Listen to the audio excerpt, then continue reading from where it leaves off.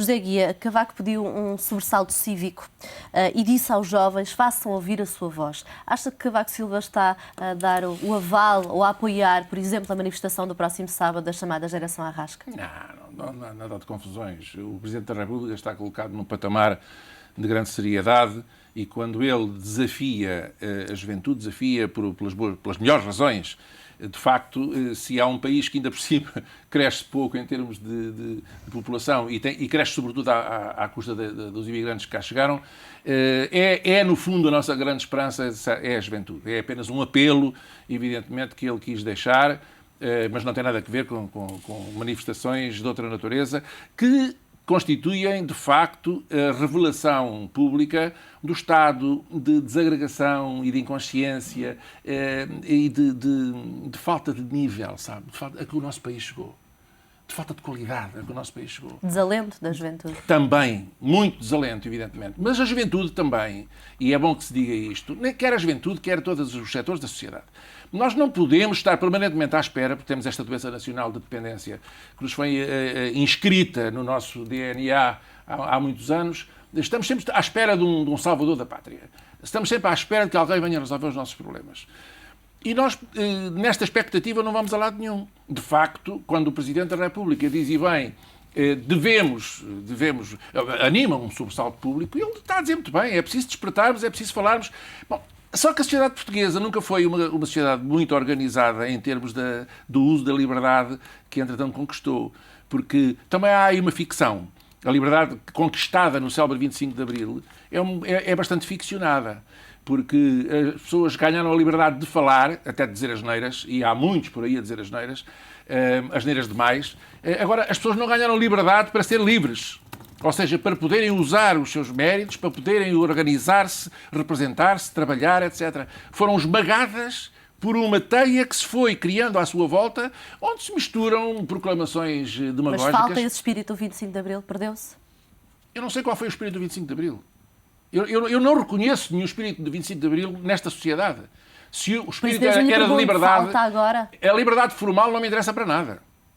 A liberdade nem me interessa a mim nem aos portugueses. Eu já estou na idade em que a única liberdade que me convém e que convém ao meu país, porque é para essa liberdade que nós temos que olhar, é a liberdade de empreender e de poder dizer não me roubem mais. Nós estamos a ser roubados por uma máquina do Estado, por exemplo.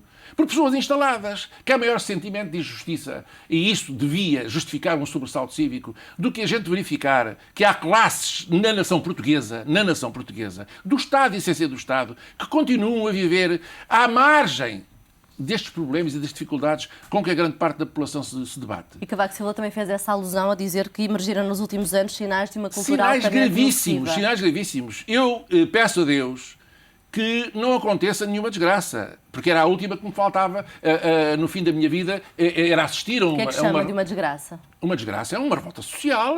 É que isto pode começar, e desculpe, a menina, a Marta é ainda muito nova, mas olha que Portugal, ao contrário do que dizem certos experts da nova história, que anda também a ser reescrita por alguns especialistas ou pseudo-especialistas, a história anda a ser reescrita, mas Portugal não tem. É um país, é uma nação constituída por pessoas relativamente tranquilas, que aceitam com grande capacidade de sofrimento, mas também temos na nossa história registros de levantamentos violentos e de ações de rua perigosíssimas para a paz social.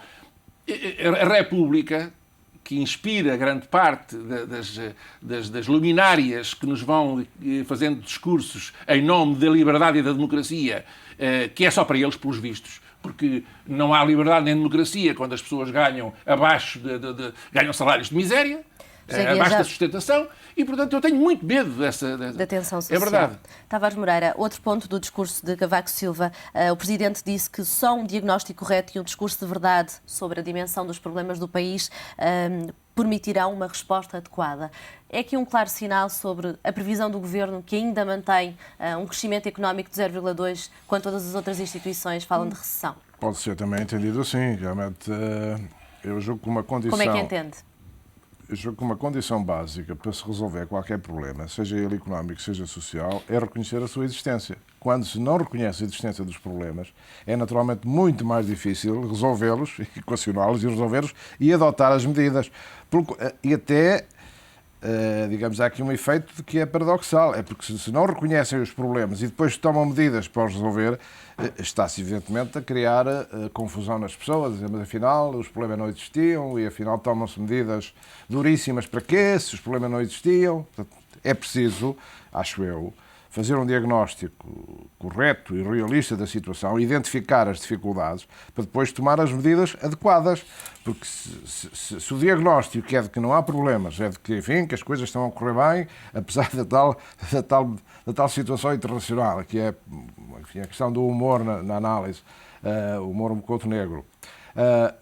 Se não se reconhece isso, depois como é que se justificam medidas de dureza e digamos, com impacto social fortemente negativo? Quer dizer, as pessoas não entendem também há isso. uma crítica do Presidente aos grandes investimentos, as pessoas, como é o caso do também, TGV. por exemplo, nesta altura, gastar dinheiro em empreendimentos como o TGV entre o Pulseirão e o Caia é uma coisa que realmente parece um delírio coletivo. A Comissão Europeia até já assumiu adiar o projeto, mas na mesma altura o Ministro... Só que nesta altura as coisas estão a andar já, o comboio não está a andar, mas o projeto está a andar, há imensos compromissos assumidos e, portanto, qualquer dia, qualquer que seja a decisão é má, quer dizer, todas as decisões são más, é mau fazer, é mau suspender, é mau hesitar, é mau tudo, não é? Portanto, a janeira está feita, já vai bastante avançada. Nesta altura, na sua quanto opinião? mais avançar, pior é, mais recursos se comprometem, não é? Portanto, quanto mais avançar, pior é.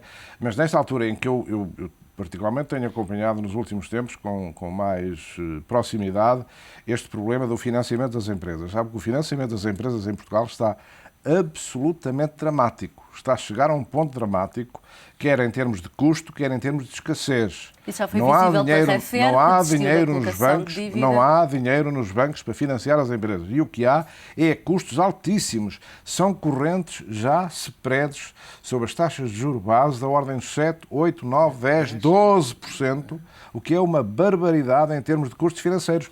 E isto é que é o problema da competitividade. Quer dizer, as nossas empresas estão a perder dia a dia, quando toda a gente clama pela competitividade e o Governo diz que é preciso competitividade, as empresas estão a ser empurradas para uma situação em que perdem competitividade porque estão a pagar capital a custos elevadíssimos comparados com os outros países. E por isso é que eu digo, a situação externa até é boa, porque as empresas na Alemanha têm financiamento a juros baixos, as empresas na Holanda têm financiamento a juros baixos, as empresas na Bélgica têm financiamento a juros baixos, etc, na Áustria e noutros países, e nós aqui, as empresas estão a pagar o crédito caríssimo, caríssimo. A crise de dívida já está a afetar as empresas. E isto, atenção, que isto é um problema, aliás, o Presidente referiu concretamente quando disse que esta situação do crédito está a influenciar a oferta. Evidentemente que está, porque isto está a condicionar muito a atividade das empresas, portanto está a condicionar a atividade económica, está a reduzir, a contrair a atividade económica. Isto é um fator com que o Governo provavelmente não contava, mas vai ter que contar. Isto resulta exatamente que os bancos estão a escoar o crédito que ainda existe, estão a escoá-lo para o Estado. Portanto, vai tudo para títulos da dívida pública. Porquê? Porque é mais fácil chegar ao Banco Central Europeu e oferecê-los como colateral. Se os bancos emprestarem dinheiro às empresas do engenheiro José Guia e a outras empresas, não podem mobilizar esse crédito junto do Banco Central Europeu. Portanto, não emprestam às empresas. Portanto, o Estado está, e neste concreto momento o Governo está, a prejudicar gravemente os interesses das empresas com esta política financeira de absorver todos os recursos disponíveis, inclusive os do crédito agora, que já não bastam os impostos. Já voltamos a falar sobre as empresas.